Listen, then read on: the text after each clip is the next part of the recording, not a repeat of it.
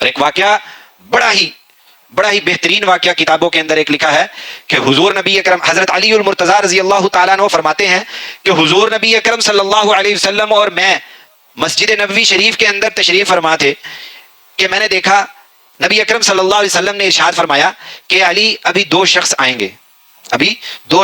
گے جنتی ہوں گے. فرمایا اتنے میں نے دیکھا کہ حضرت ابو بکر اور حضرت عمر رضی اللہ تعالیٰ عنہ سامنے سے تشریف لا رہے ہیں. فرمایا جب دونوں کو دیکھا تو نبی اکرم صلی اللہ علیہ وسلم کے چہرہ انور کھل گیا, مسکرانے لگے. تو جب وہ قریب آئے تو نبی اکرم صلی اللہ علیہ وسلم کا چہرہ انور غصے سے بھر گیا. تو صدیق اکبر رضی اللہ تعالیٰ عنہ نے سوال فرمایا کہ یا رسول اللہ صلی اللہ علیہ وسلم, جب ہم دور تھے تو آپ ہماری شکلوں کو دیکھ کر بڑے خوش اور بڑے جو ہے نا وہ خوش ہوئے, لیکن جیسے ہی ہم قریب آئے تو آپ کا چہرہ انور غصے سے بھر گیا, اس کی وجہ کیا ہے؟ کوئی گستاخی ہوگی؟ نبی اکرم صلی اللہ علیہ وسلم نے ارشاد فرمایا ابو بکر یہ بات نہیں ہے, بات یہ ہے کہ جب تمہیں آتے ہوئے دیکھا میں نے تو مجھے بڑی خوشی اور مسرت ہوئی, لیکن میں نے دیکھا کہ تمہارے آگے شیطان آیا اور شیطان نے آ کر اللہ رب ذوالجلال سے یہ دعا کر رہا ہے کہ اللہ جو ان دونوں کی گستاخی کرے مجھے تو نے جہنم کے عذاب کے اندر مبتلا کرنا ہی کرنا ہے.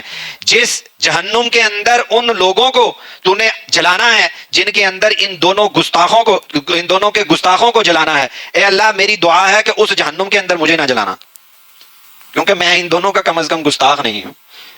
تو فرمانے لگے حضرت عمر رضی اللہ تعالیٰ عنہ فرمانے لگے کہ یا رسول اللہ, حضرت ابو بکر صدیق رضی اللہ تعالیٰ عنہ فرمانے لگے کہ یا رسول اللہ ہم نے کسی کا کیا بگاڑا کہ جو ہم سے بیر رکھے, ہم نے تو اسلام کے لیے اپنی جانیں تک قربان کرنے کے لیے تیار, لیکن کوئی ہم سے کیوں بیر رکھے گا, کوئی ہم سے کیوں بغض رکھے گا؟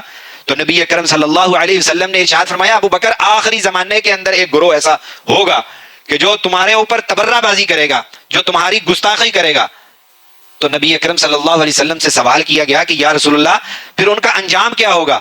تو نبی اکرم صلی اللہ علیہ وسلم نے ارشاد فرمایا ابو بکر ان کا انجام کے لیے اتنا ہی کافی ہے کہ شیطان ان کی اس جہنم سے پناہ مانگ رہا ہے کہ جس میں وہ گستاخ سڑے, اس جہنم سے ہماری آزادی کر دینا, میری جان چھڑا دینا. اس سے بڑا اور ان کے لیے عذاب کیا ہوگا؟ فرمایا کہ اب نبی اکرم صلی اللہ علیہ وسلم نے ارشاد فرمایا کہ لیکن اب تمہیں بھی یہ چاہیے کہ جو لوگ تم سے محبت کر رہے ہیں, اب تم ان کو بھی کوئی انعام, کوئی ان کو اعزاز دو. فرمایا یا رسول اللہ کیا اعزاز دیں؟ فرمایا جو مرضی دو, جو تم کہو گے اللہ نے پورا کرنا ہے. فرمایا یا رسول اللہ ہمارے پاس اور تو کچھ نہیں, ہاں ابو بکر اپنی زندگی کی تہائی حصہ ان عاشقان صدیق کے اوپر قربان کر دیتا ہے کہ جو ہمارے ساتھ محبت رکھے گا میں صدیق اپنی زندگی کی تہائی حصیاں, ایک حصہ اپنی زندگی کا نیکیوں کا وہ اس محبت کرنے والوں پر بانٹ دوں گا. جی کیا فرمایا؟ یاد رکھیں کہ ہمیں اپنی نمازوں کا کوئی پتہ نہیں کہ ہماری نمازیں قبول ہونی ہے کہ نہیں ہونی, کوئی پتہ نہیں, لیکن اتنا ہمیں ضرور پتہ ہے کہ صدیق اکبر کی نمازیں قبول ہو چکی. ہمیں اتنا ضرور پتہ ہے حضرت عمر رضی اللہ تعالیٰ عنہ کی نمازیں ضرور قبول ہو چکی. ہمیں اتنا ضرور پتہ ہے ہم نے وہ نیکیاں نہیں سمیٹی ہیں جو صدیق اکبر نے سمیٹی ہیں.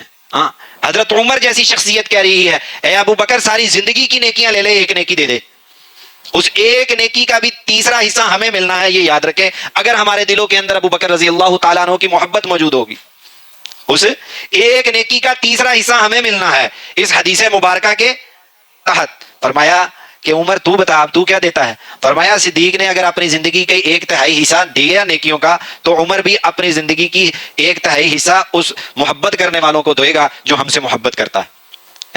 لیکن اس سے پہلے ایک بات کی کہ یا رسول اللہ صلی اللہ علیہ وسلم آپ کو, اللہ کو اور فرشتوں کو گواہ بنا کر ہم یہ بات کرتے ہیں کہ اپنے سے محبت کرنے والوں کو اپنی زندگی کی تہائی نیکیوں کا حصہ عطا کریں گے. نبی اکرم صلی اللہ علیہ وسلم نے کاغذ منگوایا, پینسل منگوائی. فرمایا علی کاغذ پینسل لے کر آؤ, اور لکھا. فرمایا ابو بکر اس کے اوپر لکھو. ہاں جی وہ کاغذ لکھا, نیچے ابو بکر صدیق رضی اللہ تعالیٰ عنہ نے دستخط کیے, حضرت عمر رضی اللہ تعالیٰ عنہ سے کہا لکھو اور نیچے اپنے دستخط کرو. اور جبرائیل امین تشریف لائے. فرمایا یا رسول اللہ صلی اللہ علیہ وسلم یہ جو کاغذ آپ نے لکھا ہے رب ذوالجلال منگوا رہے ہیں. فرمایا کہ یہ جو کاغذ آپ نے معاہدہ ان دونوں کے ساتھ ہوا رب ذوالجلال منگوا رہے ہیں, کاغذ دیں. فرمایا اچھا. وہ کاغذ جبرائیل امین کو پکڑایا, چلے گئے. تھوڑی دیر کے بعد دوبارہ آئے اور فرمایا جبرائیل وہ کاغذ کدھر ہے؟ فرمایا اللہ رب ذوالجلال نے لوح و قلم کے اندر اس کاغذ کو سنبھال کے رکھ دیا کہ روز قیامت جب امت مسلمہ جب کٹھی ہوگی تو جو صدیق اور عمر کے عشاق ہوں گے، جو ان سے محبت کرنے والے ہوں گے، یہ اس معاہدے کے تحت صدیق اور عمر کی نیکیاں ان میں تقسیم کی جائیں گی، صدیق اور عمر کی نیکیاں ان میں تقسیم کی جائیں گی۔